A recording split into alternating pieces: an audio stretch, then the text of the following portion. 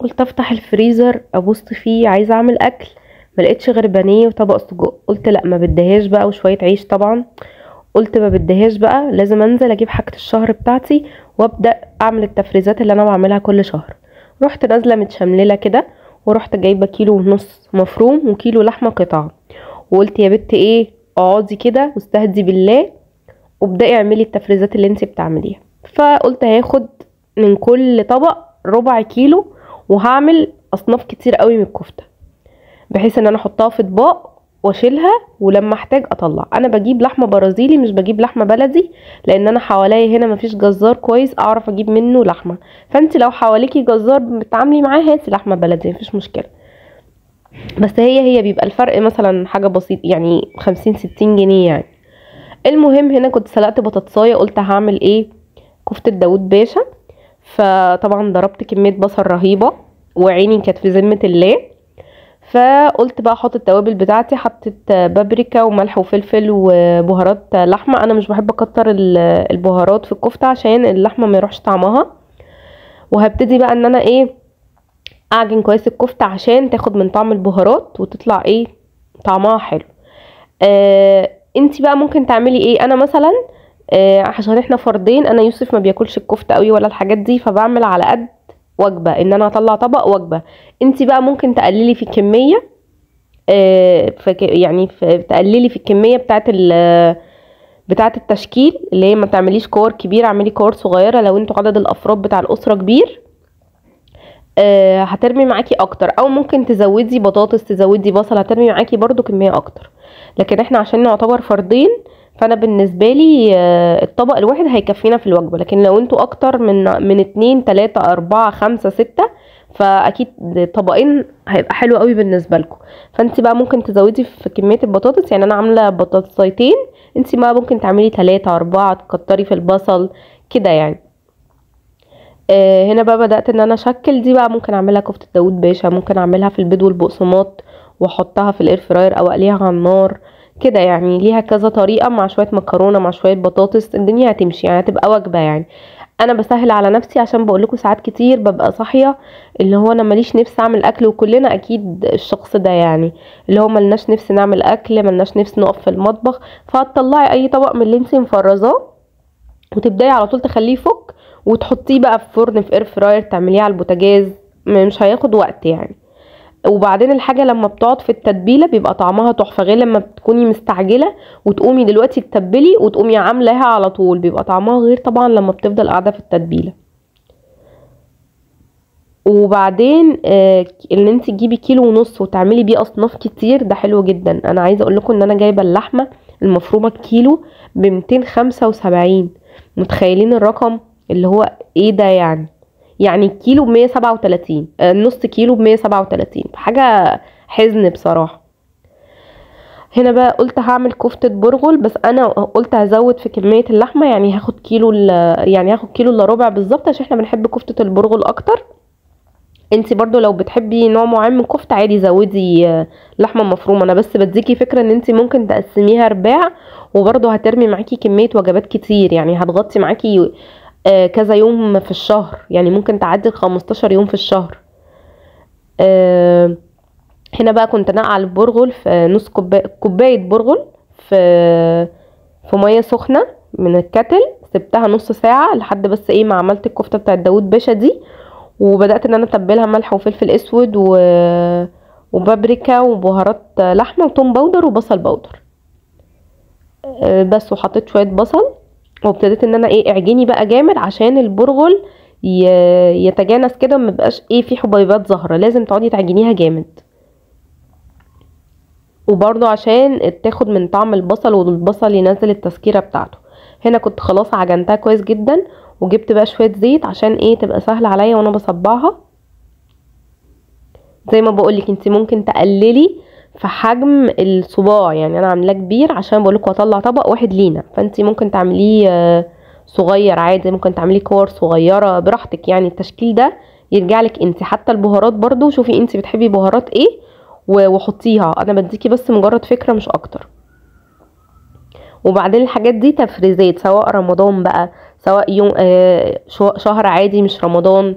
لكن العزومات الموضوع بيختلف. العزومات بتبقي عايز تعملي كميه اكبر، الكلام ده يعني الحاجات دي تنفع في العزومات بس بكميات اكبر. انت بتعملي لاستهلاكك اليومي واستهلاك البيت مش اكتر. وبعدين مش لازم كل يوم ناكل فراخ ولحمه، يعني ممكن يعني 25 يوم في الشهر عادي لو انت عملتي التفريزات دي ممكن كل يوم تاكلي فراخ ولحمه، والباقي بقى ممكن تقضيها مسقعه بقى، الحاجات اللي هي البطاطس مهروسه، الحاجات بقى اللي هي ايه تمشي بيها حالك دي. انا بعمل كده، يعني انا مثلا لو حسيت ان حاجه الفريزر عندي خلاص خلصت، باقي الشهر بقى بمشيه كده. مكرونه محمره وبيض مسلوق، ممكن اعمل لو عندي تونه ممكن اعمل مكرونه بالتونه، كده يعني بمشي حالي. شويه بطاطس، البطاطس كده كده متقطعش من البيت يعني. فتمشي حالك بقى الايام الاخيره في الشهر دي، الواحد بيمشي حاله باي حاجه. هنا كنت خلاص بقى خلصت كفتة البرغل كلها، عملت معايا 3 اطباق بالظبط. يعني انا كده عندي 5 ايام، فانتوا بقى احسبوها كده.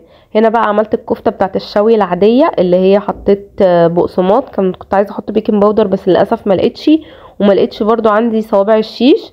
قلت مش مشكلة هصبعها كده وخلاص، مش هوقف نفسي يعني. حطيت بقى التوابل زي ما بقولك بقى، شوفي انتي التوابل اللي تريحك ايه حطيها. وهبتدي برضو ان انا اعجنها كويس عشان البصل ينزل التسكيرة بتاعته. انا ما بطحنش البصل قوي ليه في الكبة، عشان انا جوزي بيحب طعم البصل في الاكل، هي اذواق طبعا، بس هو بيحب البصل يبقى باين، مش في ناس بتحب البصل دايب كده خالص ما يبقاش موجود، لا انا جوزي بيحب يشوف البصل في الاكل، فعشان كده مش بطحنه جامد يعني.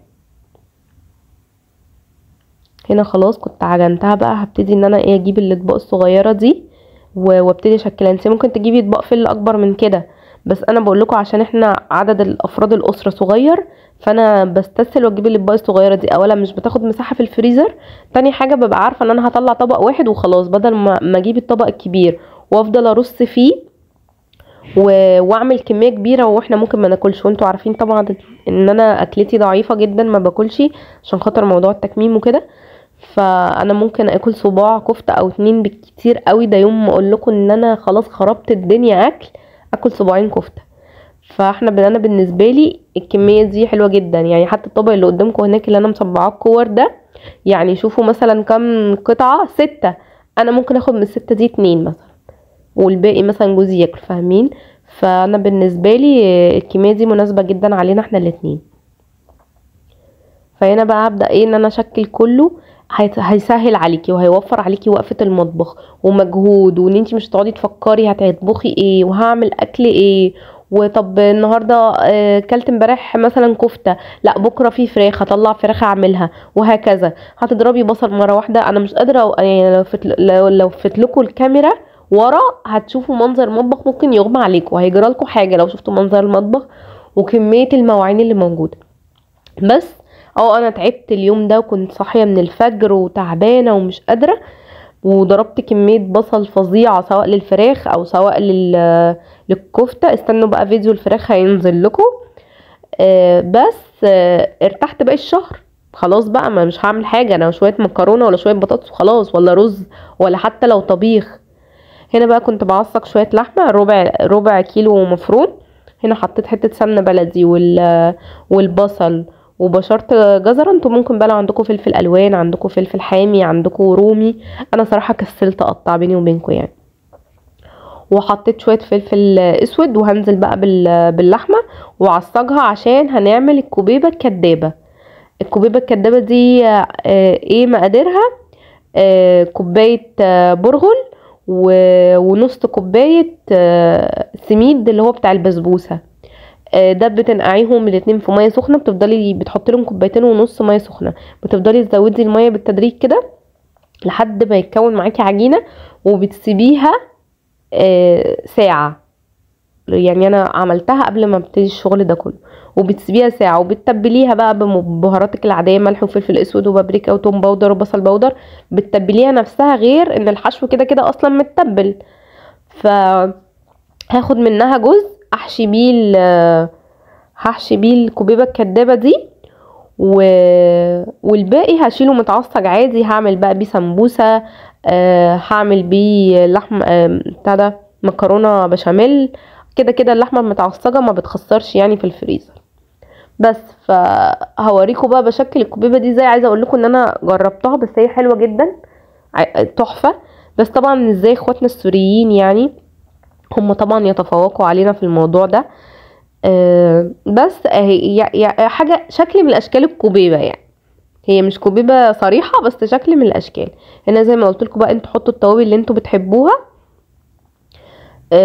وابتدوا بقى ان انتوا حاولوا تنعموها على قد ما تقدروا، يعني افضلوا عجنوا فيها كده وحاولوا تنعموها على قد ما تقدروا عشان تتشكل معاكم. برضو عشان تتشكل بسهولة هاتوا طبق زيت، عشان هي ناشفة شوية فلازم زيت عشان ايه تتشكل معاكم بسهولة.